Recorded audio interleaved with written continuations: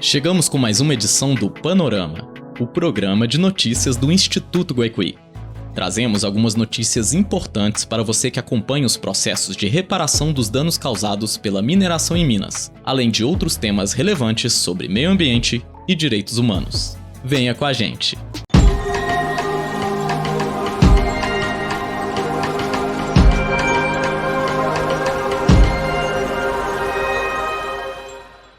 Nessa edição você confere: pesquisa do Instituto Guaicuí mostra danos à saúde das pessoas atingidas causadas pelo rompimento da barragem da Vale.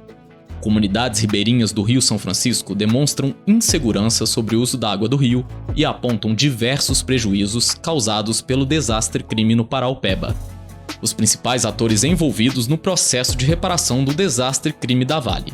E muito mais.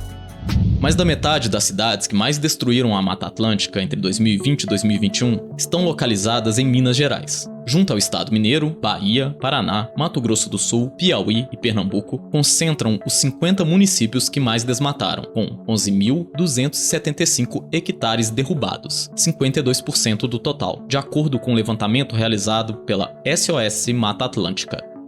A luta pela Serra do Curral continua. O Ministério Público Federal recorreu da decisão judicial que manteve as licenças ambientais concedidas à Taquaril Mineração S.A., Tamisa, na Serra do Curral. O recurso foi enviado ao Tribunal Regional Federal da Primeira Região e pede que as licenças ambientais sejam suspensas imediatamente. De acordo com o MPF, as autorizações foram concedidas sem a consulta livre, prévia e informada à comunidade quilombola Mango Nzuko Kayango, que reside na área de influência do empreendimento minerário.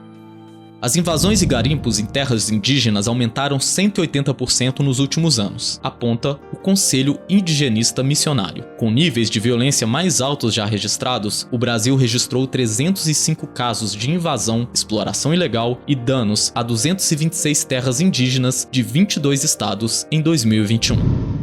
A pesquisa em saúde do Instituto Guaicuí revelou que o rompimento da barragem da Vale causou danos à saúde das pessoas atingidas em Pompéu e Curvelo, na região do Lago de Três Marias e nas comunidades do São Francisco, localizadas nos municípios de Três Marias e São Gonçalo do Abaeté. Foram identificados danos à saúde física e mental, bem como aumento de demandas para os serviços de saúde, impactos no trabalho, na renda familiar e na segurança alimentar, surgimento de conflitos familiares e comunitários e situações de estigma e discriminação. Foi significativo o aumento do número de atendimentos relacionados a transtornos mentais em todos os municípios assessorados pelo Guaicuí. Os mais afetados foram Três Marias, com 97% de aumento, e Felizlândia, com 86% de aumento no número de atendimentos. Agora, a saúde das pessoas atingidas também é tema dos boletins informativos da equipe de saúde e assistência social. O primeiro está disponível no site do Guaicuí. Acesse www.guaicuí.org.br. Notícia boa! No final de agosto, a Fundação Getúlio Vargas, a FGV, cadastrou no Programa de Transferência de Renda 100% dos indígenas Caxixó que foram atingidos pelo rompimento da barragem da Vale. O órgão esteve na aldeia Capão do Zezinho para fazer o cadastro dos indígenas Caxixó e segue com a análise documental das demais comunidades do entorno do Lago de Três Marias, segundo o calendário divulgado pela FGV, gestora do programa que substitui o antigo pagamento emergencial. Nas comunidades de Pompéu e Curvelo, os cadastros foram iniciados em junho e continuam acontecendo, segundo a FGV. No final de julho, o Guaicuí lançou o documentário Depois da Represa Tem um Rio, que mostram as dificuldades que o rompimento da barragem da Vale, em Brumadinho, trouxe para os ribeirinhos de São Francisco, em comunidades de Três Marias a São Gonçalo do Abaeté, região central de Minas. Os relatos demonstram insegurança sobre o uso de água do rio e apontam diversos prejuízos causados pelo desastre, mostrando as necessidades e problemas enfrentados diariamente por quem antes do rompimento vivia do Velho Chico. Assista no site e nas redes sociais do Guaicuí.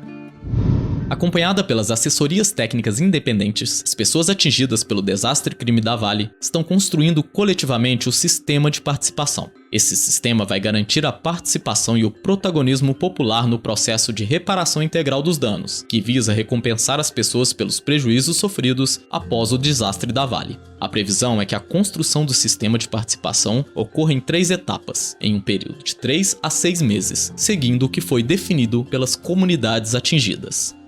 A Após o rompimento da barragem da Vale sobre o rio Paraopeba, a instauração de uma ação civil pública que busca a reparação integral dos danos causados pela mineradora movimentou as comunidades atingidas, levando aos territórios uma série de órgãos, entidades, empresas e organizações que muitas vezes não eram conhecidas pelas pessoas. Por isso, hoje vamos apresentar quem são os principais atores envolvidos no processo de reparação e quais os papéis de cada um.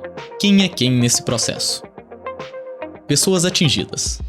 As pessoas prejudicadas pelo rompimento da barragem são centrais na luta pela reparação, já que tiveram os modos de vida abruptamente alterados e que saberão dizer à justiça como devem ser compensados de forma justa. É direito das pessoas atingidas a participação informada em todo o processo de reparação, tanto na questão das indenizações individuais quanto nas questões coletivas. Junto com o Estado de Minas Gerais, as pessoas atingidas são as vítimas do desastre-crime.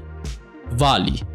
A mineradora é responsável pelo rompimento da barragem em Brumadinho. Por isso, é chamada de empresa ré ou poluidora pagadora. A Vale é obrigada a pagar e ou executar medidas que garantam a reparação, a compensação, a mitigação e a indenização dos danos sofridos pelas pessoas atingidas e pelo Estado. E quem representa as pessoas contra a Vale nesse processo? São as instituições de justiça.